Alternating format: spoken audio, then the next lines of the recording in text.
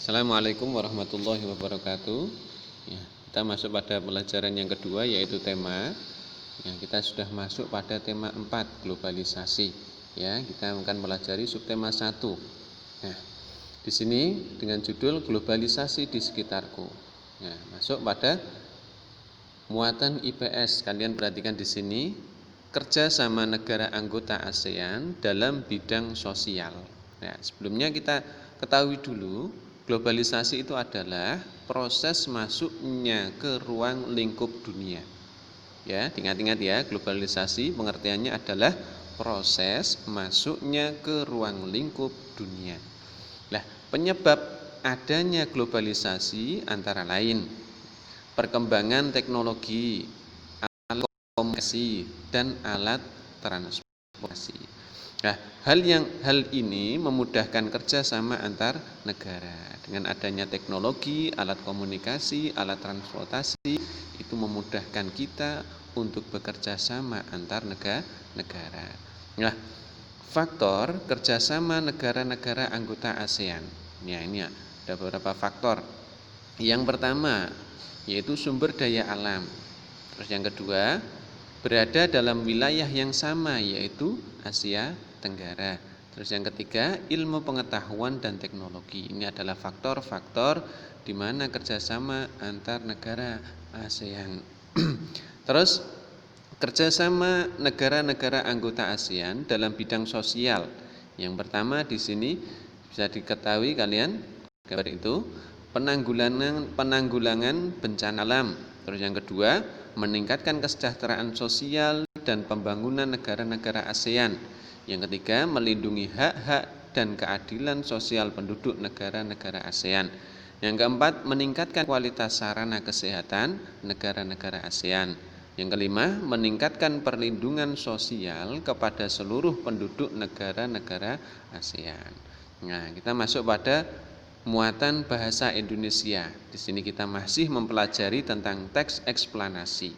Ya, masih ingat kalian pengertian teks eksplanasi? Ya, di sini disimpulkan lagi, teks eksplanasi itu adalah teks yang berisi penjelasan. Ya. Susunannya teks eksplanasi itu ada paragraf pertama, paragraf kedua dan seterusnya, dan paragraf terakhir. Kita perhatikan di sini paragraf pertama berisi pernyataan umum berupa topik masalah atau permasalahan umum yang dibahas. Yang kedua, paragraf kedua dan seterusnya itu berisi tentang fakta, pembuktian, atau proses penyelesaian dari topik yang dibahas. Yang ketiga, paragraf terakhir itu berisi tentang kesimpulan, simpulan, pesan atau kesan tentang topik yang dibahas. Nah, masuk pada muatan IPA. Ya, proses menghasilkan energi listrik. Ya, ini kita akan mempelajari tentang bagaimana proses bisa menghasilkan energi listrik. Nah, globalisasi mempunyai pengaruh sangat besar bagi kemajuan teknologi terkait energi listrik. Sumber utama energi listrik adalah pembangkit listrik. Contoh pembangkit listrik adalah pembangkit listrik tenaga air (PLTA). Nah, kita akan fokus belajar tentang pembangkit listrik tenaga air. Kalian perhatikan di sini gambar proses ya menghasilkan energi listrik yang dari PLTA. PLTA memanfaatkan energi air yang mengalir. Ya. Kedua, aliran air dialirkan melalui pipa-pipa. Nah, khususnya untuk menggerakkan turbin. Perhatikan ya. Di situ. Nah, gerakan turbin tersebut nantinya akan diubah menjadi energi listrik di dalam generator. Ya. Ini berarti yang menggerakkan generator itu adalah aliran air. Nah, terus perhatikan di situ. Dalam ruang lingkup yang kecil, beberapa daerah menggunakan pembangkit listrik secara mandiri, dinamakan pembangkit listrik mikrohidro. Ya, ini pembangkit listrik mikrohidro. Ya, di sini adalah ya digunakan di daerah daerah ya kecil ya. Ini. Di pembangkit listrik mikrohidro menggunakan aliran air untuk memutarkan kincir air. Nah, kincir air kemudian menggerakkan turbin hingga menghasilkan energi listrik. Nah, kita masuk pada muatan SPDB. Ya, pengertian reklame beserta ciri-cirinya. Nah, ini ya, ingat ya, reklame adalah salah satu bentuk ajakan atau pemberitahuan kepada orang lain. Nah, reklame berdasarkan tujuan pengadaannya. Yang pertama yaitu komersial dan non-komersial. Reklame berdasarkan medianya yaitu reklame audio, reklame visual, dan ada reklame audio visual. Nah, ciri-ciri reklame di sini yang pertama berisi informasi membujuk atau mengajarkan masyarakat. Ya, yang kedua menggunakan kata-kata yang menarik. Yang ketiga terdapat slogan yang menarik dan mudah diingat oleh pembaca. Yang keempat terdapat gambar atau ilustrasi. Yang terakhir di sini tata letak antara tulisan dan gambar terlihat rapi. Nih di SPDB kita mulai cari tentang cara pembuatan reklame nanti. Nah, terus kita masuk pada muatan PPKN, sikap terhadap keberagaman kegiatan ekonomi. Ya, setiap manusia memiliki kebutuhan yang berbeda. Perbedaan kebutuhan tersebut menyebabkan beragamnya kegiatan ekonomi di masyarakat. Nah, berikut contoh sikap dalam keberagaman ekonomi di lingkungan sekitar. Yang pertama, saling menghargai dan menghormati antar pelaku kegiatan ekonomi. Ya. Yang kedua, membayar barang yang dibeli sesuai dengan harganya.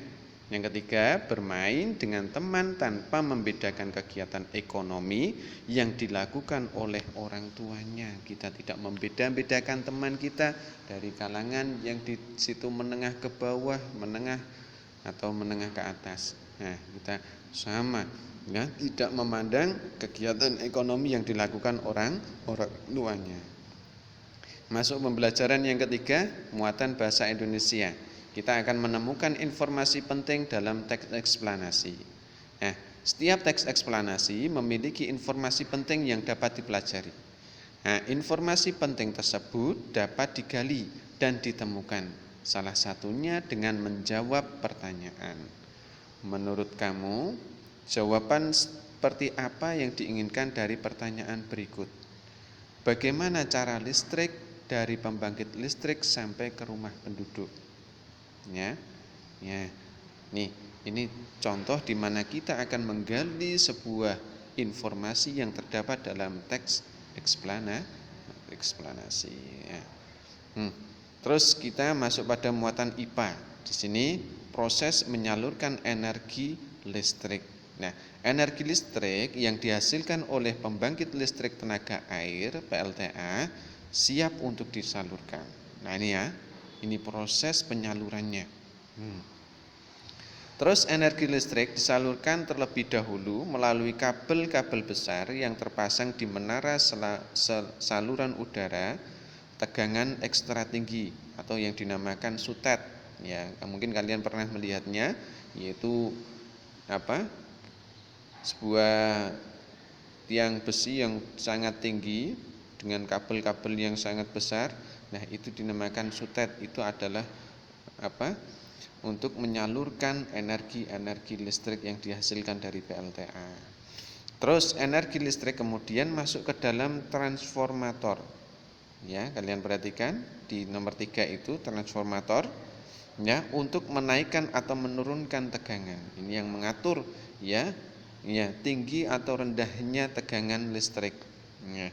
Terus setelah itu langkah yang keempat, kalian perhatikan energi listrik disalurkan ke dalam pabrik-pabrik. Ya. Pabrik biasanya membutuhkan energi listrik cukup besar untuk keperluan produksi. Terus yang kelima, energi listrik kemudian masuk kembali ke dalam transformator. Transformator ini berfungsi untuk menurunkan tegangan. Ya. Setelah itu, yang keenam, energi listrik dari transformator penurun tegangan diterima oleh gedung perkantoran dan rumah-rumah penduduk. Nah, ini ya, ini proses penyaluran energi listrik dari PLTTA. Ya, ini untuk materi pendalaman materi pelajaran tema dari Bapak. Sekian, terima kasih. Wassalamualaikum warahmatullahi wabarakatuh.